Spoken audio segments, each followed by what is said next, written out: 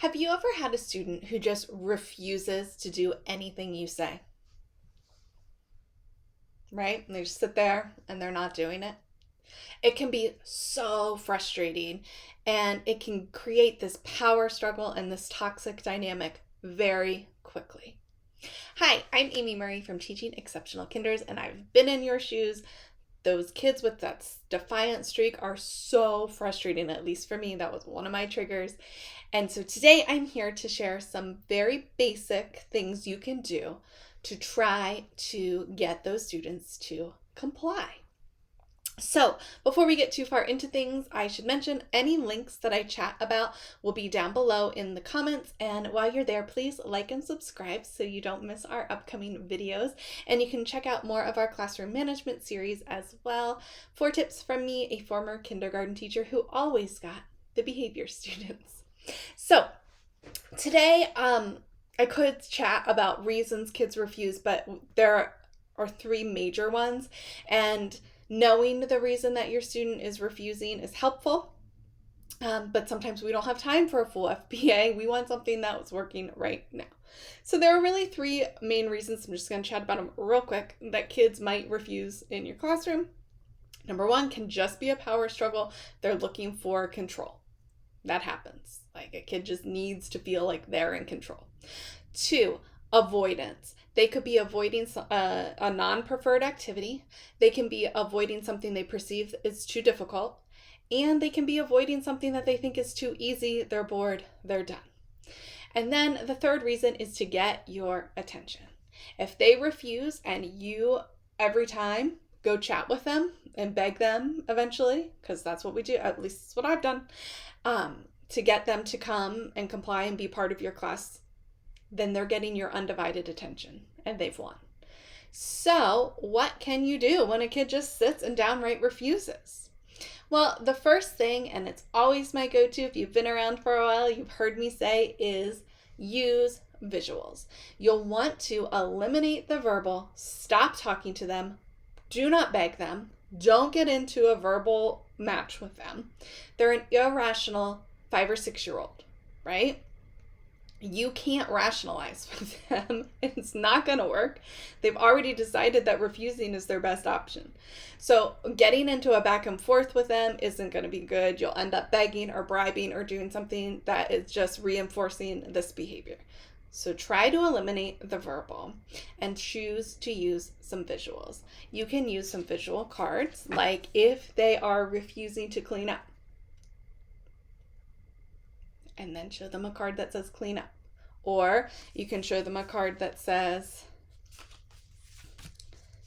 all done.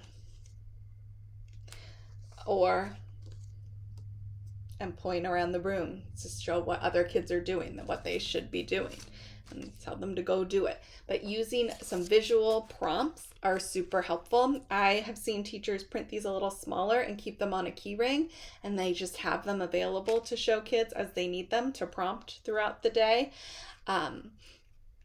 If you have an autistic support classroom in your school, you see lots of visual cards like these, and it's because they work. Give them a try. It really can help, because suddenly the picture, right? The stop picture is suddenly the enemy, and the teacher is less of the enemy. I'm not the bad guy. The picture is. It takes some of that out and puts it on the picture, which eliminates some of that power struggle. So visuals are super helpful.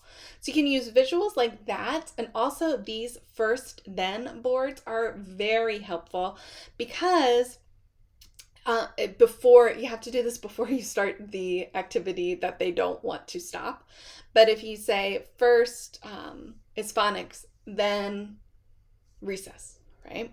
Look, first this is over, now this. Or first it's recess, then we're going in for math.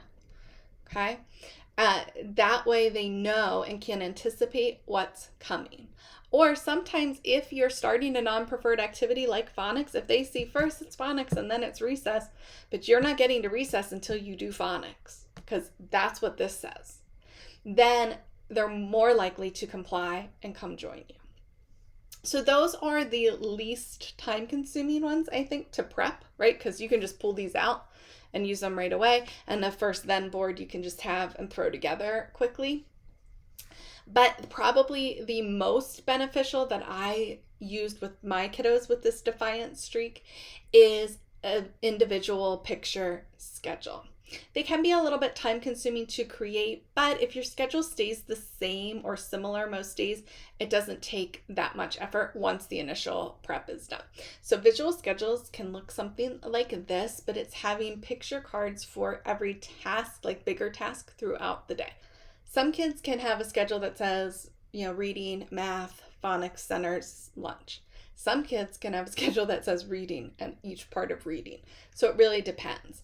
But the beauty of a visual schedule is once the kiddo has the schedule and they learn that, okay, this is my, start with morning work, then we have morning meeting, then we do phonics, and then we do centers or small group, and then I have lunch, and then I have, and they get used to what their schedule is, and they're moving those pictures, and they can see that it's ending, and they can see, okay, if I finish a preferred thing, I have to go on, but there's another thing I like later, so I have to get to that part. It can help with those transitions and anticipating things. But the other magical thing that a visual schedule can do, and this might sound dramatic, but it's kind of amazing. The schedule is now the boss. The visual schedule is now dictating what our day looks like. It's no longer a teacher telling me what to do, but it's my schedule. And my schedule says that it's time for math. And so I have to do math. Now, I can't promise this will work all of the time, but it is super helpful. You can also, if there is a if there is a staff member who the student is close with, or honestly just responds to better than you at some points, right? For me, I'm thinking I had a kiddo who really had a great bond with our music teacher. For whatever reason, he and she were a great pair. They got each other. They were on the same wavelength.